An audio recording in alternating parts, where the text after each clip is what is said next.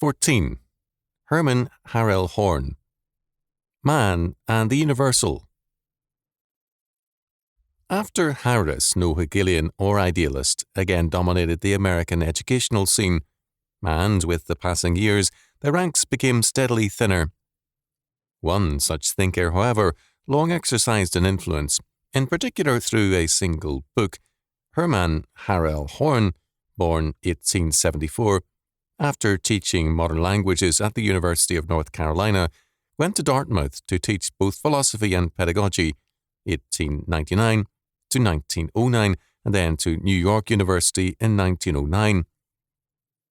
His Philosophy of Education, first published in 1904, was regularly reprinted and extensively used, appearing in 1927 in a revised edition with a supplementary chapter on Dewey.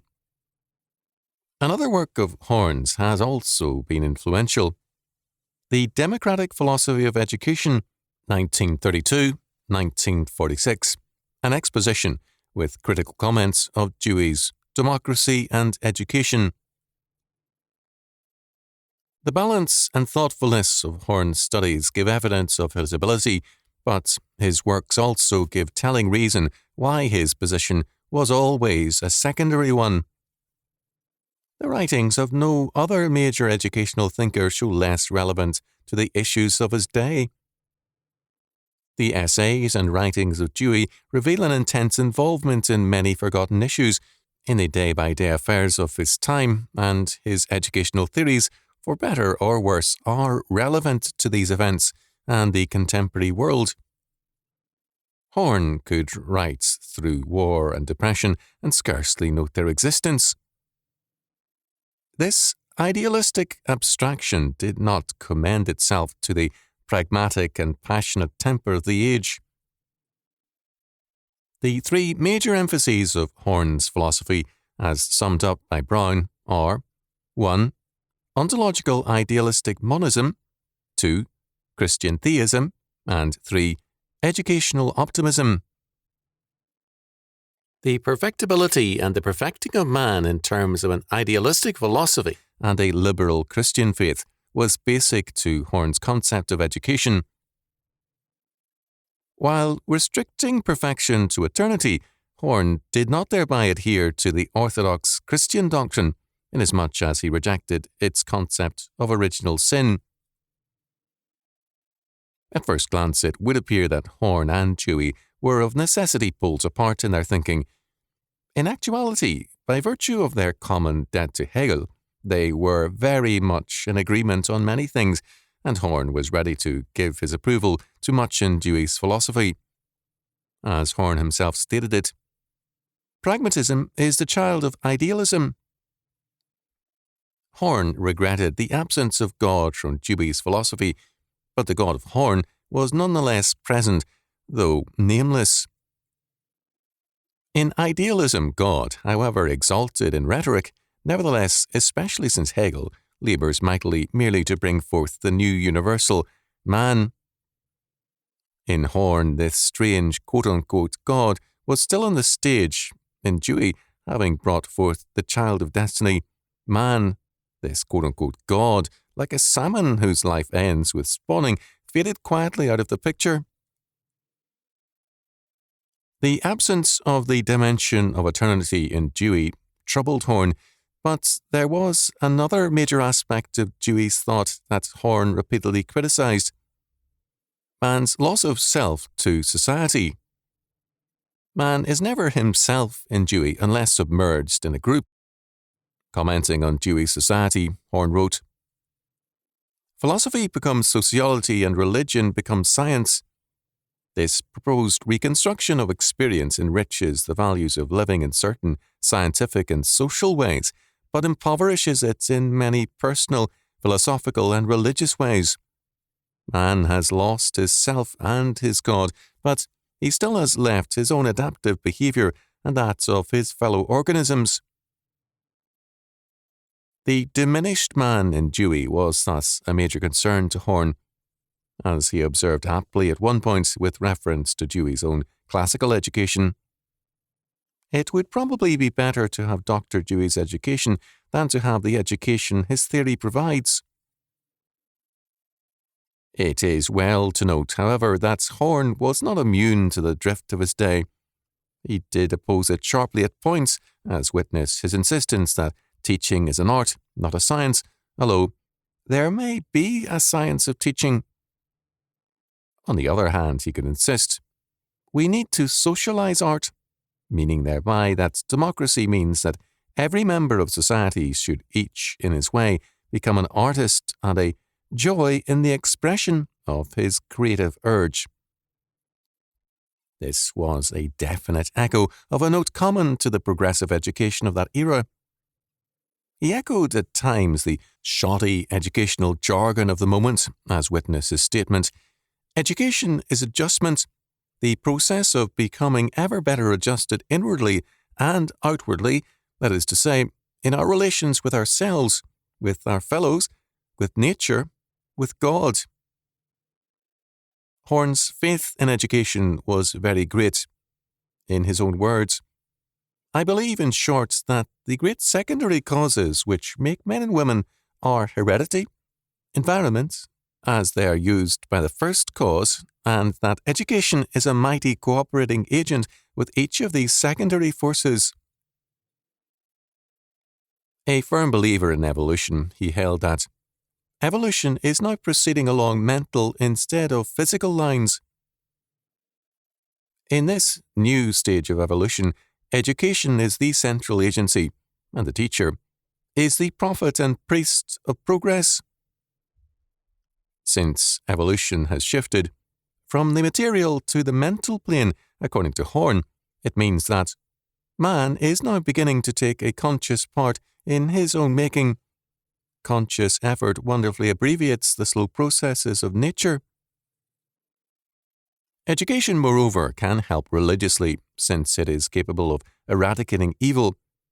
Thus, education, which is the process of evolution become conscious of itself, is not only the biological but religious agency for the further development of man.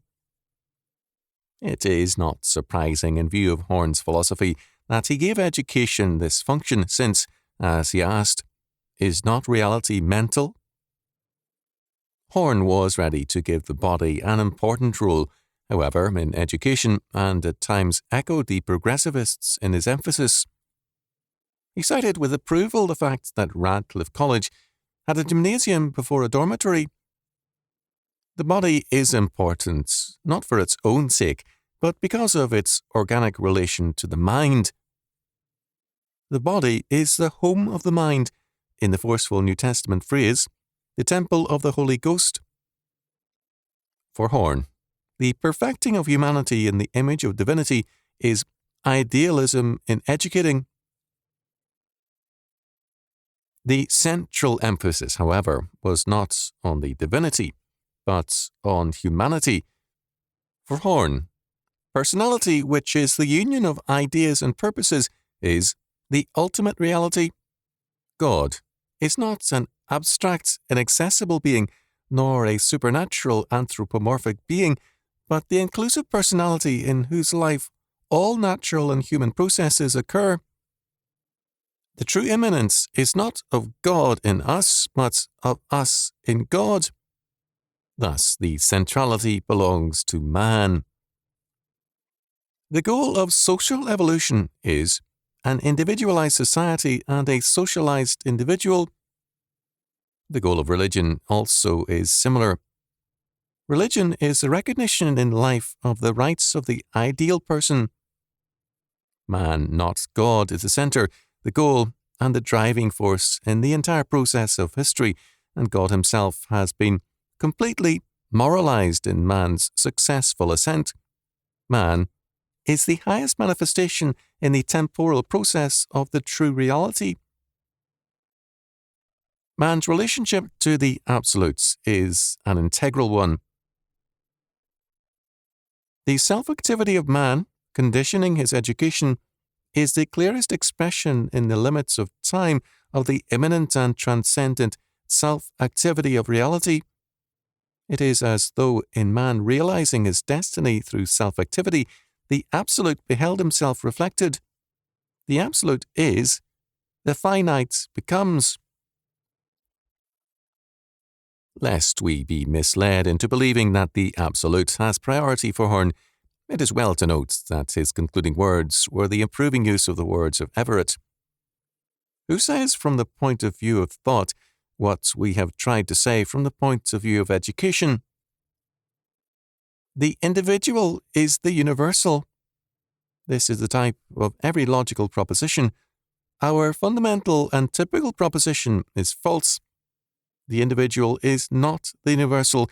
The universal stretches far beyond the individual. A single man does not exhaust the possibilities of humanity. The individual is not the universal, but it will be. Everywhere the universal strives to shape itself in the individual, and everywhere, failing its aim, it breaks to pieces its own work and presses onward to new forms. Thus, the movement of the universal is to incarnate itself in man as the true home of the universal and the true nature and destiny of man. For Horn, this process is operative in all historical movements and is their basic impetus. The failures of history are due to the failings of men and movements to make man fully this realized universal. For Horn, the process was never fully attainable. For Dewey, as a more intense idealist, the process is realized in democracy, in the Great Society. Horn's restraints under the influence of Christian thought from making the jump into universalizing man nonetheless did not prevent his thinking from pointing logically to Dewey, whose pragmatism he recognized as idealism without God. Why did the self which Horn so valued disappear into Dewey's society? The answer is an obvious one. Man cannot become the universal or society humanistic without a destruction of individualism and selfhood. As John S. White has observed in his study of Castiglione, as long as God was man's universal, man could be independent of man because God was the focus of his life and the source of his law, standard and status. But with a man-centered faith, the individual needs society as a resonance box. Humanistic man's law is man, which means government by social approval and hence the socialization of his life, law, and living. The medieval saint was virtuous in the desert also. The invisible eyes of God hovered above him. Universal man needs society in order to display his virtues. His realm is only of this world. Horn tried to keep man on a treadmill, ever near but never quite capable of incarnating the universal.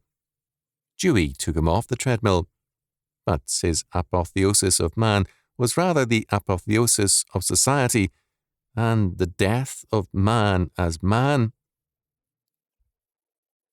Before long, teachers would tell troubled and anxious mothers that their sons, because individualistic, were isolates and hence socially retarded. Society, as the new Moloch, demands the sacrifice of the self of man to the social self.